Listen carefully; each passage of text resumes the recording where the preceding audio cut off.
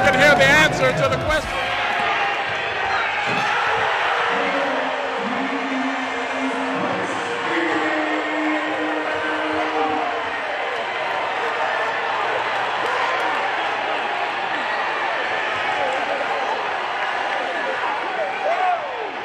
Hey everyone, welcome to the Fast Break. I'm Tolly Carr in Atlanta, hanging out here in the AUC. Some nice artwork that I thought you guys might appreciate.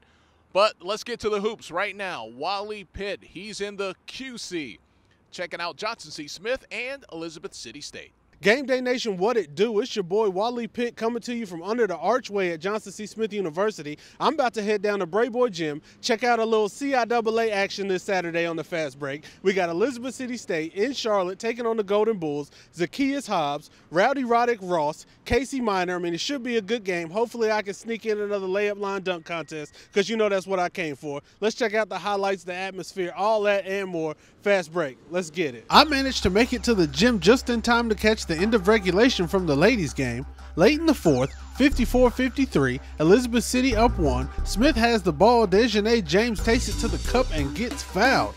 Vikings head coach Antonio Davis catching the Holy Ghost in disbelief over that call. The officials will say it was a foul before the shot. James gets another shot at it off the inbounds, and this time it is ruled a shooting foul. She hits the first, misses the second.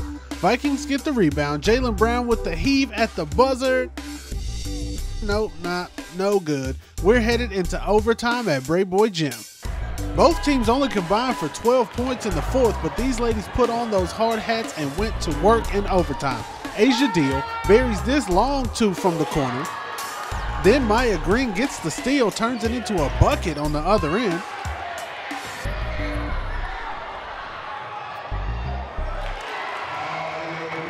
Then Jakia McNeil spots up from 3, nails it. That puts the Golden Bulls up 61-60, and sis beside me was clearly feeling that shot.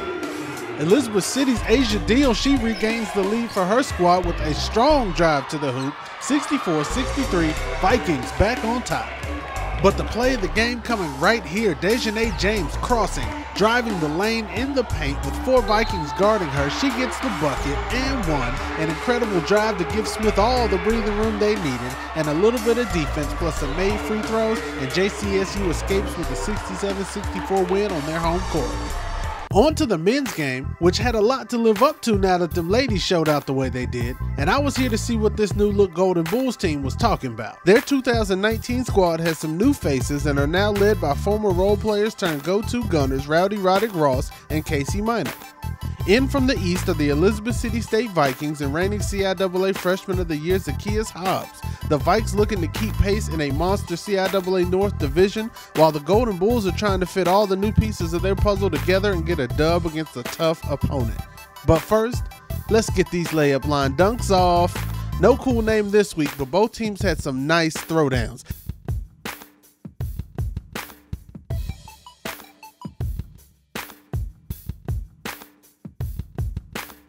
But I gotta give it to Tajai Byers, who tried to take the backboard off the hinges with this one. You gotta cool that out, young fella. Y'all still got a game to play on that goal, bruh.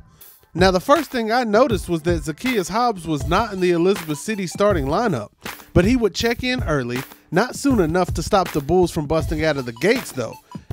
Aaron Adair gets a nice block. Casey Minor finds himself with the ball on the outlet. He takes it to the lane for the old school three-point play, and one, as the youngsters call it, with a sweet lay-in from Minor.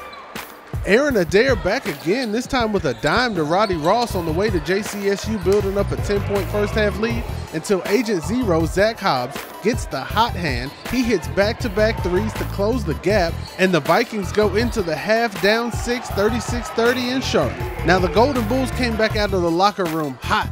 The boss, Roddick Ross, with a sweet fall away off the glass. Then Casey Minor pulls up with a tough contested 3. JCSU would go up by as many as 13 in the second half. It looked like Smith might roll with this one until Zach Hobbs caught that Leroy glow. He was filling it up from 3. Here he gets the steal, powers through contact, does an around the world, and still gets the bucket. The bucket of the night, I might add. Agent Zero putting the Vikings on his back.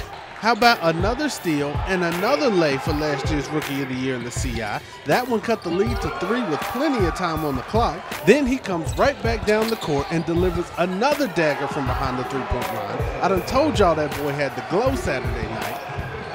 And just to confirm that y'all don't want no smoke with Zach Hobbs, how about a deep heat check from top of the key? Confirmed, he's on fire. 29 points, 4 steals for Zach Hobbs. Elizabeth City goes on to win by 13, and the Vikings roll out of Charlotte with a win, looking to do the same thing in Winston on Monday night. After the game, I headed down to the locker room where we got a little clarity on why Agent Zero came off the bench, and I think it's safe to say if he keeps playing like he played Saturday night, he won't see much time on the pine at all for the rest of the year. Zach's back. Zach's back. Zach's back. Great job, Zach.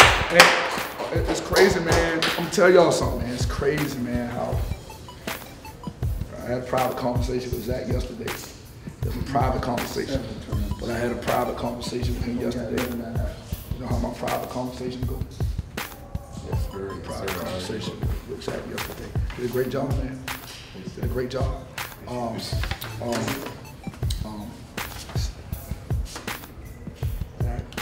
Zach played 30 minutes tonight, right? and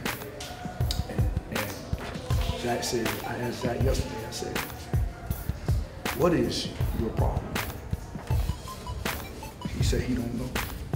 And I said, well, if you don't know, and I don't know, then you don't get to play because you're Zach Hobbs. You're getting ready to get to the point that you're not gonna play at all. Because I don't like your body language. But we need you to win. If you play well, we'll be better. He played 30 minutes tonight. It ain't so much the points. It's not so much the points. But he did tonight what we needed him to do. He had a large role tonight. After going 0 for 6 the last game. And this is what I'm talking to you all about. You're gonna play well. If you play well, you're gonna play more. When you don't play well, you're gonna play less. Cause we don't have that one great player or 2 great players. We got a bunch of dudes that can play.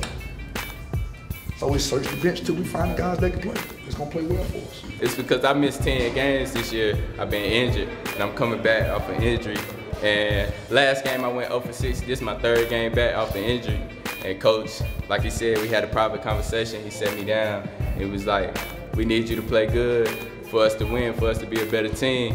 And that really just spoke volume to me. And coming off the bench and just playing my role, still to know that I have to help my team to win. So I just try to do everything in my power to help us to get this win. And I really just, coach wanted me to be aggressive. And I haven't really been aggressive. I've been swinging the ball when I had open shots. And it's just been in my head, my injuries with my knee. And coach told me tonight, when I checked in, he said, let it ride and be aggressive. And when I came off the bench again in the second half, he just said, just look to score. And that's what I did. And everything came into play. He just wants you to play to be the best player that you could be. So he wants us to work hard, focus on little things and all the little things. And when we do that, we win. Zach's been hurt. Zach got hurt maybe November 17th, 18th or so. Zach probably missed 7 or 8 games.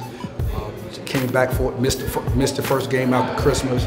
Came back against Fayetteville State, trying to work the rust off. He was 0 for 6 on Thursday night, and really proud of the way that he performed tonight. You know, he showed a lot of character. We had a conversation on yesterday about what our need was for him to get back in rhythm. This team, we've spent a lot of time trying to get to know each other, and we're still doing that on a day-to-day basis, on a game-to-game basis. So right now we're spending more time creating a culture of the way we want to do things and how we want to do things, and of course all the guys in my locker room fit into that and are trying to buy into that. Obviously, it's tough for coaching changes are tough for everybody, and tough for the coach, they're tough for the players. But we're all bought in, all hands on deck, and I like where we're going. Well, what we're trying to do right now is to make our team as good of a team as we can be. I'm really focused on seeing how we can start playing better basketball. We've had a lot of nights that we played like we did in the first half, and we've had some moments that we played like we did deep in the second half. So right now, I think that we can, become a team that we can be hitting on all cylinders and doing the things that we're supposed to do, because we do defend pretty well. I think that we can have a chance to compete against anybody. Like on 3, family of 6, 1, 2, 3, Right. 4, 5, 6. What's up, everybody? It's SJG HBCU Game Day, and we are at Winston-Salem State University, the Gain Center. It's quiet in here right now, but that wasn't the case early on. WSSU students were back as they came to take on CIAA rival Virginia State University. Now, early in the game, I don't know if it was the crowd or the cheerleaders or the band, but WSSU had it going pretty good, especially Rob Colon. He had a couple big three-pointers to give WSSU a tight lead early on. And in the second half, it started off that way, but the second half was defined by a hot VSU, and to be more exact, a hot Jalen Jackson. Now, this JUCO transfer had to sit out last year, but he came out firing with a vengeance. He's from Cleveland, and he was out here shooting like Bone Thugs and Harmony. He did not miss. It seemed like he had a couple of three-pointers, and that might as well have been four-pointers, because they really took the wind out of the sails of WSSU and gave VSU a win on the road as they continue their streak going down to Johnson C. Smith and a couple other places as well before they get back to Ettrick. Yeah, we got a nice mix of new guys and guys from last year, but I think we're doing a pretty good job. Jalen Jackson really played well for us tonight. I thought Jameer House did a really good job also. Those guys are new to our team, and I thought they played well tonight. And we got a nice mix of youth and experience. And whenever we play the right way, we're a good team. So I thought the second half we played the right way on both ends of the floor. Well, I'm from Cleveland. I sat out here. I tore my meniscus last year, and basically it was just like a learning year. Me learning the program, me learning my teammates and stuff, and that's what I did last year, basically, mainly. I went to Warrensville Heights High School, and I'm a JUCO guy though, so I went all the way out to Kansas to do junior college. And, I came here from Kansas, basically. Why'd you choose VSU? I just like the school, and the coaches gave me the same feeling my high school coaches gave me, so I picked them. So for VSU, a big win on the road. WSSU, they've got some work to do as they prepare to take on Chowan in their next game, and then Elizabeth City after that on Monday. Our DeLon Sellers caught last Monday's matchup between Bowie and Livingstone. Let's shoot on up to Maryland and check in with DeLon. This is HBCU Game Day. I'm DeLon Sellers here live at AC Jordan Arena, where Bowie State will host Livingstone College for some doubleheader men's and women's basketball on this lovely Monday evening. Let's jump into some women's hoops. BSU started off slow and only went 2 for 11 on its attempts. Naturally, Livingstone took full advantage and took a 10-5 lead at the end of the first quarter. BSU eventually woke up in the second quarter and responded with an 18-9 run and held Livingstone to 3 of 14 attempts to take a 20-15 lead at the half. Talanya Hutton scored 12 of the 18 points on BSU's run. The Lady Blue Bears and Bulldogs both came out the half focused and hungry.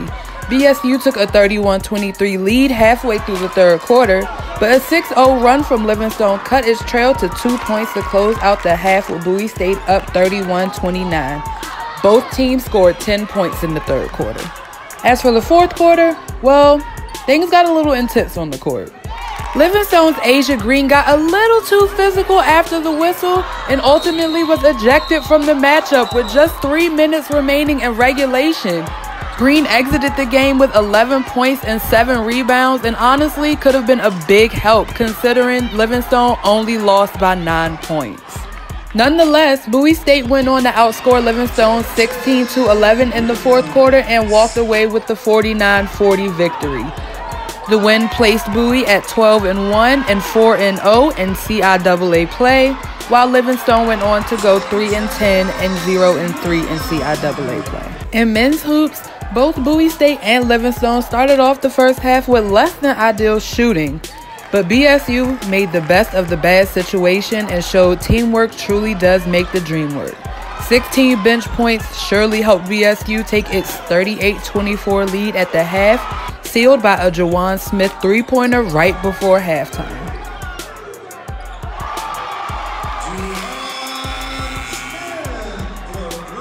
Livingstone came out the half with much better shooting attempts, going 42.4% in comparison to the 21.2% given in the first half.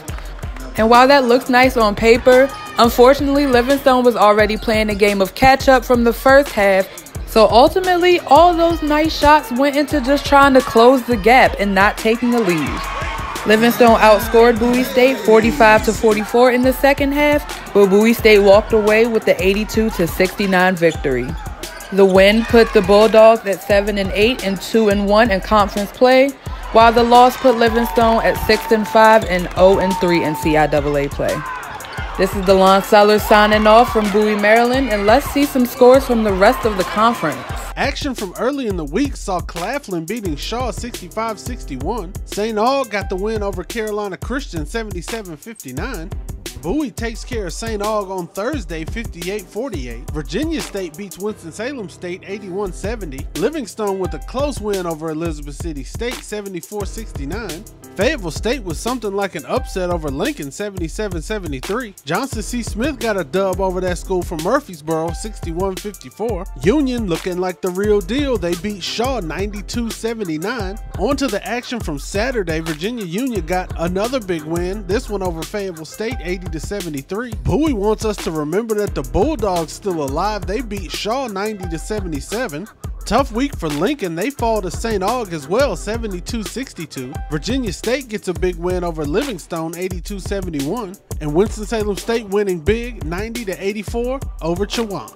Over to the women's side of the CIAA. Early in the week, Elizabeth City State 66, St. Aug 54. The Queens still on their throne. Virginia Union 77, Johnson C. Smith 38. Claflin ladies with a good win, 77-67 over Shaw. Elizabeth City State beats St. Aug 66-54. Bowie over Livingstone 49-40. On to the scores from Thursday. Bowie State gets another big win over St. Aug 60-52. Winston-Salem State beats Virginia State 69-49. Elizabeth City State catches a dub over Livingstone 87-63. Fayetteville State runs away from Lincoln 71-58. Johnson C. Smith gets a big win over Chowan 67-57. Virginia Union beats Shaw by 20, 75-55. Union rolls on Saturday as well, 63-53 over Fayetteville State. The ladies from Bowie, Maryland get a big win, 58-44 over Shaw. Lincoln 58, St. Aug 50, Virginia State over Livingstone 85-72, and the ladies of Chowan score a nice victory over Winston-Salem State 77-72. Now let's head on up to the MEAC where Stephen Michael Thompson has the scoop for us from Morgan State.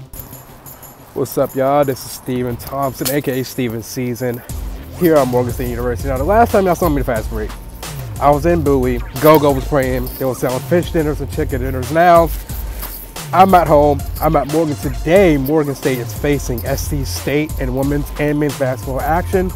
For the women, Morgan are coming off a couple wins, and for the men, tough loss against Savannah. Was up about 10 at halftime the other night. Dropped the game in overtime. So, for the men, Damani Applewhite, he's going to be at the top, one of the probably top leading scorers in the conference, averaging about 18 a game. He is coming here. He will be dropping buckets. And of course, Morgan State, no Taiwan Kiwi no more, no Philip Carr. You have a team effort. So for the men and women, going to be some hot action today. So it's cold out here. It's cold out here. I'm walking. Let's get inside. Okay, y'all, this is Steven, HBCU Gameday. Women's game is over. Morgan State with the win over South Carolina State in women's basketball. Very close game, but Morgan pulled it out now. SC State versus Morgan State, the men. You have Damani Applewhite, one of the top scorers in the MEAC, and Morgan, pretty much everybody might score. So, game is about to start. We're going to see what's going to happen. What's up, y'all? This is Stephen Thompson, HBCU Gameday. As you can see, it is snowing outside. I'm out here. Hopefully I don't fall down this hill. But to stuff you actually care about, Morgan State was defeated by SC State in men's basketball action. Damani Applewhite was shut down. He didn't really do much, but SC State, they got those shooters, so they were shooting all over the place. Game got close in the second half.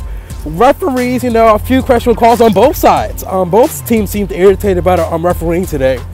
But nevertheless, SC State walks out of Baltimore with the win. This is Stephen Thompson trying to get in the house from Baltimore, Maryland. So that's the breakdown for Morgan. Let's check out the rest of this week's scores from the MEAC. Early week action on the men's side. Coppin State gets a win over Delaware State 64-60. Howard putting the smackdown on Maryland Eastern Shore 79-39. Savannah State beats Morgan State by 1 point, 88-87. Norfolk State 72, FAMU 62. Aggies, please don't hurt them. North Carolina A&T 104, Mid-Atlantic Christian 56. A&T getting it done on Saturday as well. They beat Dell State 93-70. North Carolina Central hits Maryland Eastern Shore 61-48. Bethune-Cookman with a big win over Howard 71-63. FAMU edges Savannah State 69-64. South Carolina State with a close win over Morgan State 72-68. Norfolk State 80, Coppin State 66. Early week action from the ladies' side of play. Coppin State 71, Dell State 57. Eastern Shore beats Howard 80-72. Morgan State 63, Savannah State 47. Spartans over the Rattlers by 2 points, 60-58. Howard starts their Saturday off right with a 61-40 win over Bethune-Cookman. The Lady Aggies beat Dell State 67-47. Morgan State gets a win over South Carolina State 62-51. Savannah State beats FAMU 64-60. NCCU beats Maryland Eastern Shore 59-49. And Coppin State loses a close fade to Norfolk State 68-63. Always love for Morris Brown. You see, we got that purple thing working here on the fast break. Let's take a look at some scores now. The SWAC and the SIAC. Scores from the SWAC. It was a good one between Southern and Grambling State. Despite Chicago Hill's triple-double, Southern gets the road win. Jackson State over Alcorn State. Texas Southern over Prairie View. Alabama A&M 2 dimes over Mississippi Valley State, and a close one between UAPB and ASU. Alabama State with the win. On the men's side, Texas Southern has had some big wins this season, but not on Saturday night.